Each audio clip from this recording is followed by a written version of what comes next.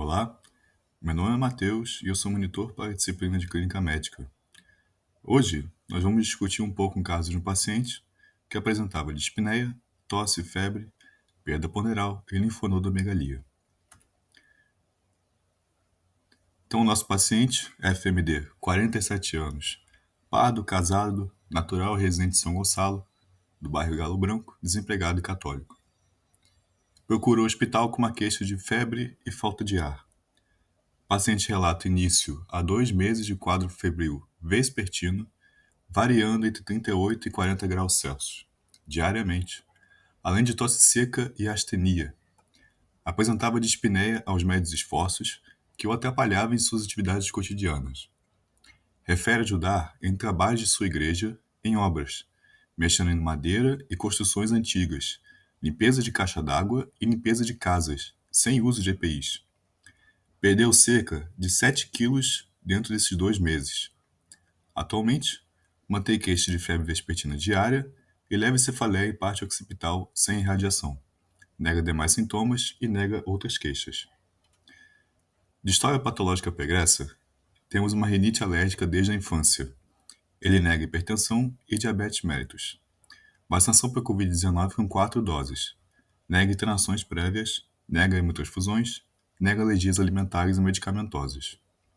História fisiológica apresenta uma alimentação variável, um sono restaurador que dorme cerca de 7 horas por noite, evacuação diária uma vez por dia.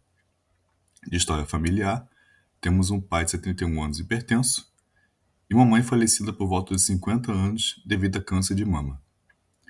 Apresenta uma irmã de 45 anos sem comorbidade. O paciente não tem filhos.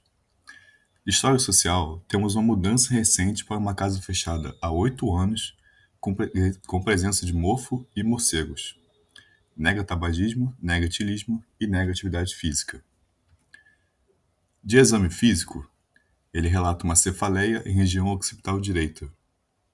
O paciente está em bom estado geral, lúcido orientado tempo-espaço, eupneico em ambiente acianótico, nictérico, hidratado e procurado 2 cruzes em 4, com presença de uma linfonodomegalia palpável submandibular direita, de cerca de 2 polpas digitais, móvel, fibroelástica e indolor. À ausculta, temos uma alteração, uma presença de roncos esparsos bilateralmente. Importante destacar aqui que o paciente está estável, sem alteração de sinais vitais, com ali um limitezinho para chegar na febre, né? Tá 37,3, sendo que o quadro febril se considera a partir de 37,5. Como lista de problemas desse paciente, nós podemos já pensar e juntar em síndromes. Quais sinais e sintomas estão andando, né, um com o outro? Então nós temos aqui uma tosse seca diária e vespertina com uma febre alta e astenia, uma dispneia aos médios esforços e roncos esparsos bilateralmente à ausculta, uma síndrome consumptiva com uma perda ponderal de 7 quilos em 2 meses, um trabalho sem uso de EPIs, uma casa com morfo e morcegos, uma linfonodomegalia ao exame físico e o paciente está hipocorado 2 cruzes em 4. Vamos agora, então, destrinchar sobre os sinais e sintomas vistos aqui no caso desse paciente. Começando pela dispneia, a maioria dos casos pode ser explicada por via do seguinte mecanismo: pulmonar, por uma infecção, uma neoplasia, uma inflamação; cardíaca, apresentando-se por um mecanismo de congestão, com acometimento do pericárdio, miocárdio, endocárdio ou grandes vasos; a tireoide, anemia, neuromuscular ou compressão extrínseca. De baixo para cima, vamos discutir de acordo com o caso dele.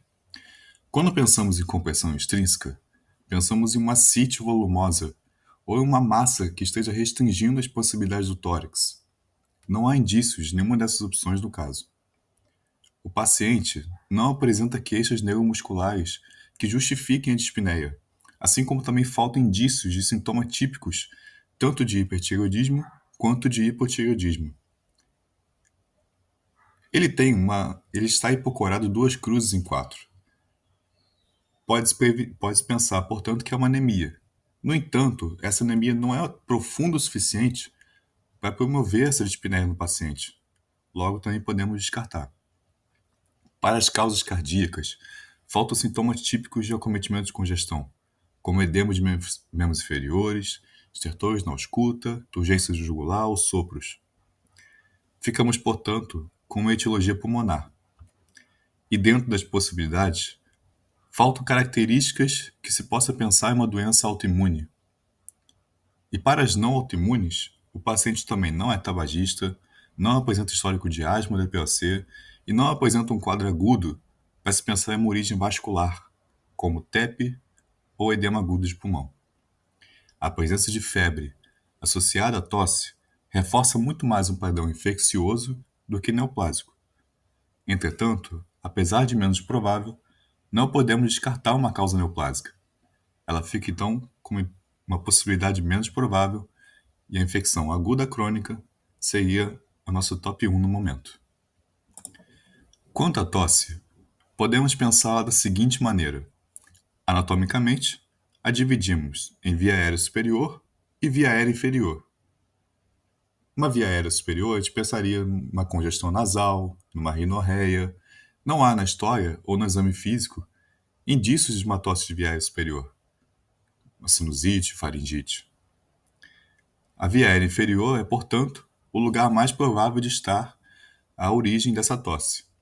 E aqui, da mesma forma que na dispneia, podemos dividir em infecção, neoplasia, inflamatória autoimune e inflamatória não autoimune.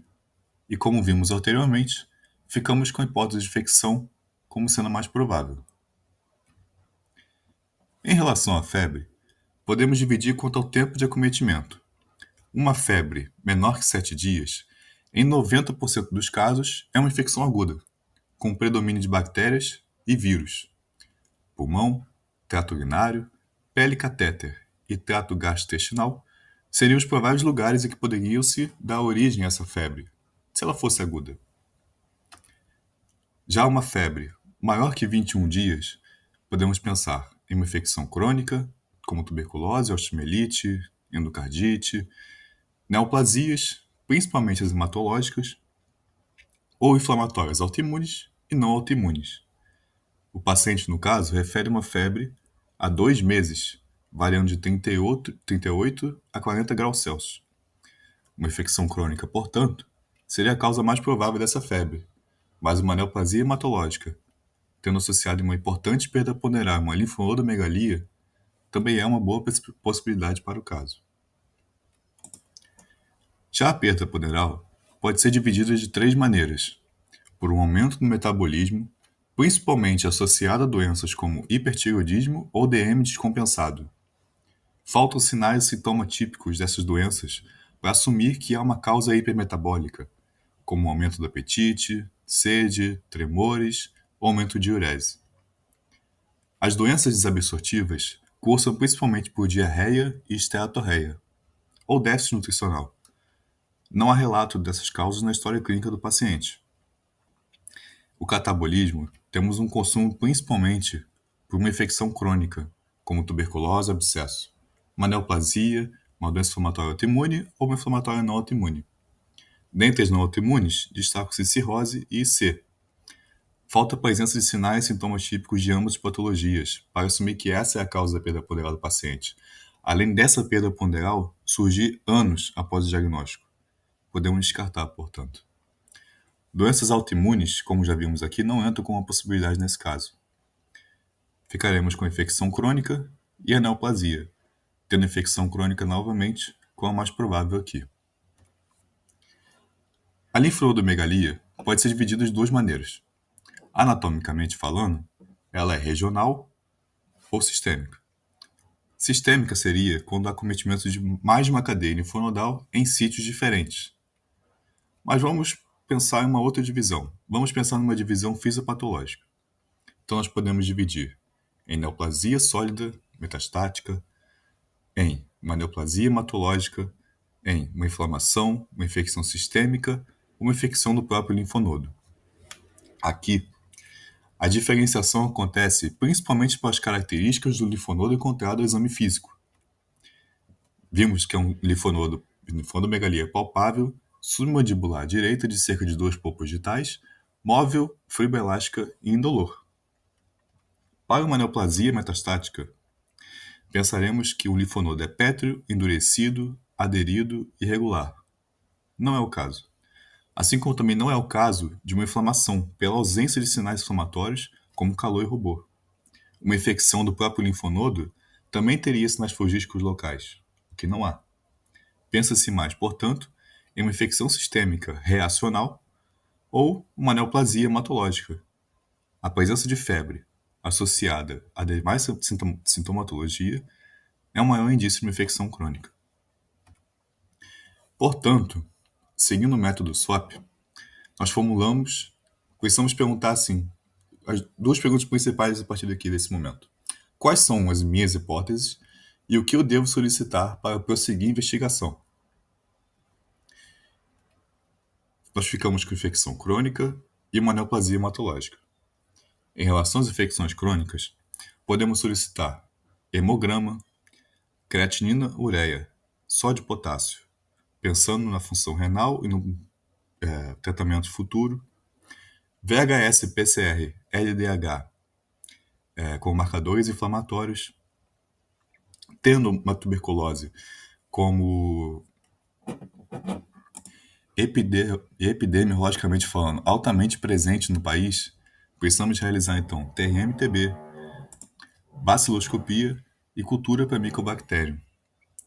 Sorologias para HIV, hepatite B, hepatite C, sífilis, CMV também entram nessas solicitações. Nesse caso, é importante lembrar também das infecções fúngicas. Na história do paciente, temos um relato de uma mudança recente para uma casa que encontrava-se fechada há anos com presença de mofo e morcego. O paciente também trabalha com materiais de construção sem o uso adequado de EPIs. Há aqui uma hipótese que salta aos nossos olhos, que é a histoplasmose, né? Então, para ela, podemos solicitar exame micológico direto, cultura e amostra de escarro, além de sorologia e detecção de antígeno em amostras de urina ou soro. Para as demais infecções fúngicas, como paracoco, aspergilose, entram nesse diagnóstico diferencial na histoplasmose, podemos solicitar sorologias, exame micológico direto, cultura de escarro. De exame de imagem, é fundamental que se faça uma TC de tórax, pensando no pulmão, como um provável sítio de origem dessa infecção. Em relação à nossa hipótese B, que é menos provável, que é a neoplasia hematológica, podemos fazer uma biópsia imunohistoquímica desse linfonodo acometido, pensando em um linfoma. Como também podemos realizar um esfregaço sanguíneo de sangue periférico para avaliar a morfologia celular, pensando em uma leucemia.